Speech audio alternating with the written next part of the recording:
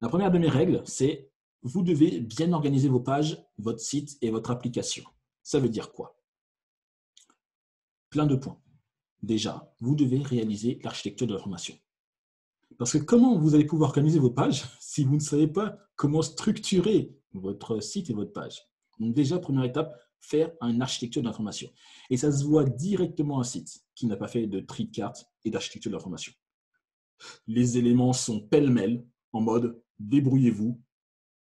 L'information est là sur le site, débrouillez-vous. On a dit tout à l'heure, le but, c'est pas que l'utilisateur se débrouille, c'est de lui prendre la main, de l'amener d'un point A à un point B. Donc, première étape, faire l'architecture de l'information. 2, peaufiner sa navigation. 3, organiser et rythmer les contenus. On le sait, par exemple. Nous, en tant qu'humains, lire sur un écran, c'est pas facile. Encore plus pour ceux qui ont des soucis visuels, ou d'attention, ou de mémoire. Vous devez donc organiser et rythmer les contenus. Alterner vidéo, images, texte, infographie, et j'en passe. Demandez des informations de manière intelligente. Ça veut dire quoi? Demandez-les au fur et à mesure. Par exemple, lorsque la personne se crée un compte, de quoi j'ai besoin? Prénom, même pas. Email, mot de passe. Je n'ai pas besoin de lui demander un formulaire de 3 km avec son adresse postale. Je réduis au strict minimum email, mot de passe.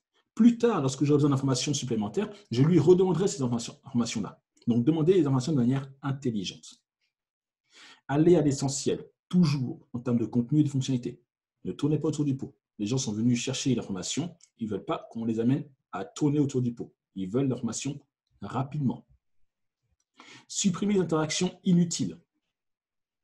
Respectez les couleurs, les polices, et j'en passe. Moi, je dis ça autrement. Généralement, je dis évitez de faire des pizzas aux anchois. J'espère qu'il y en a certaines qui n'aiment pas les pizzas aux anchois. Mais en tout cas, c'est l'exemple que j'aime bien donner à chaque fois, c'est vous devez avoir une certaine harmonie sur votre site. C'est le bon terme, harmonie. Que les gens n'aient pas à se dire attends, pourquoi c'était en gras, maintenant c'est plus en gras, pourquoi c'était ça. Voilà. Il ne faut pas qu'ils se posent des questions. Pratiquer la mise en avant. Alors là, on en revient dans les lois de la psychologie cognitive. Moi, je l'avais dit. Dans la soirée, les gens, ils vont voir ce qui les intéresse. Le bar, les coins pour se cacher ou s'extirper du tumulte de la soirée, son bien-aimé ou sa bien-aimée, et ainsi de suite. Nous, quand on crée notre site et qu'on veut les amener sur notre site, quel est votre objectif? C'est de vendre tel produit, proposer tel service. Mettez-le en avant.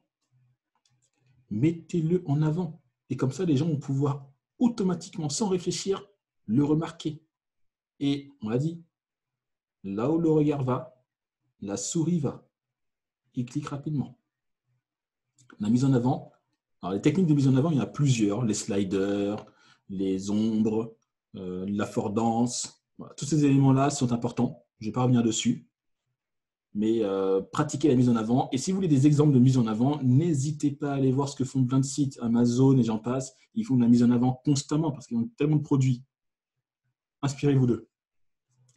Réduire le nombre de call to action. Donc, en gros, c'est les boutons d'action. Alors, il y a une règle qui commence à devenir importante aux États-Unis, c'est de se dire qu'il faudrait que dans une page ait maximum 1 à 2 CTA, excusez-moi. 1 à 2 boutons d'action. Je suis d'accord avec cette règle, même si des fois ça peut être compliqué. Mais dans les faits, il faut que oui, vous ayez le moins de call to action possible. Pour quelle raison? Il ne faut pas que les gens réfléchissent. Il ne faut pas qu'ils se disent est-ce que je clique sur le bouton 1, 2 ou 3? Ouais, c'est compliqué. Non, il ne faut pas qu'ils réfléchissent. Ils doivent pouvoir rapidement aller d'un point A à un point B. Utiliser et même abuser de la psychologie cognitive et des lois de la Gestalt. Les deux livres que j'ai affichés, hein, donc Cialdini et Fritz Perls, je vous invite réellement à les lire. Ça vous aidera dans beaucoup de choses, entre autres en UX, mais pas que. Même en business, ça m'a beaucoup aidé, moi, à l'époque.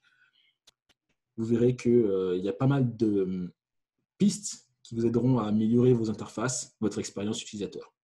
Et pour finir, apprenez l'HTML. Même si vous n'êtes pas développeur et développeuse, apprenez l'HTML. Pour quelle raison?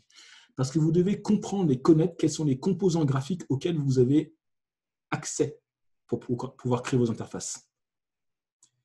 Là, récemment, j'ai un client qui m'a envoyé, bon client, c'est un ami et une amie, donc je ne fais pas payer, mais qui m'ont envoyé une maquette que je dois intégrer, parce que j'ai le temps.